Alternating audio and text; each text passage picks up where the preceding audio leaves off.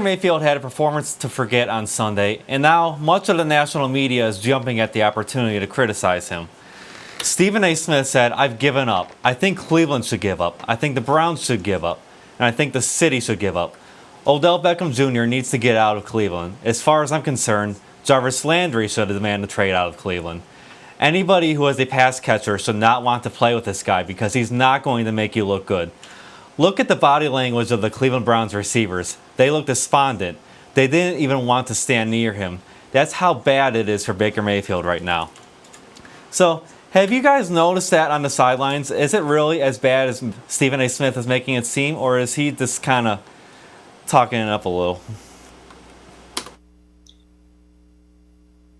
Well, when I looked through my binoculars at the sideline, things that you can't see on TV when you're actually at the game, Baker did look like he was standing by himself a lot. Once he was taken out of the game, I thought that was kind of telling. But, sometimes in a situation like that, you just kind of want to let a quarterback be a little bit alone, with his thoughts, and you don't want to bother him. So I don't know if it was necessarily that. But I will say that, yeah, when you're completing only 10 passes a game, your Pro Bowl skill players are going to start to get frustrated. They're really going to start to get frustrated.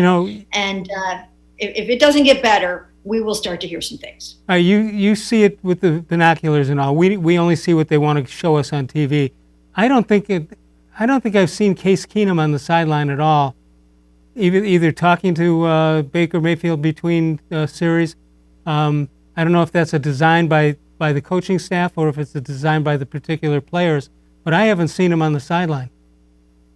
I do see them on the sidelines together, sometimes going over some of the the tape on surface and looking at things and things like that. So, yeah, there is some of that going on, but yeah, it was a difficult situation for Baker to get pulled out of that game. He did not want to come out. I mean, he wanted to play. He felt fine to play. He tried to understand Kevin Stefanski's rationale, but for the most part, he wanted, and all quarterbacks do really, but he wanted to finish out the game, and he wasn't ready to cry uncle. Well, that's a possession kind of a thing, isn't it? He knew he couldn't win the game. They were so far back, but he doesn't want to be made light of in front of his teammates, I would assume, or he still wants to show how tough he is. Sometimes discretion is the better part of valor. Sometimes you got to stay in there or get out of there so you don't get hurt anymore. Because that kind of injury can stick with you all season long.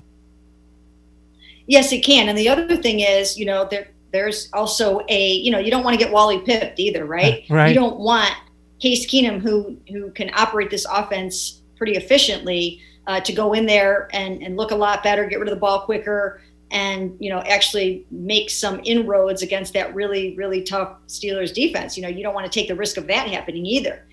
So, but by that time, when you're that far behind, that's not the kind of situation for a quarterback really to come in there and look all that good. I mean, these guys can kind of just tee off on you and do whatever they want because they know you have to pass your way back into the football game, and they knew that Baker wasn't going to be able to do that. So, right.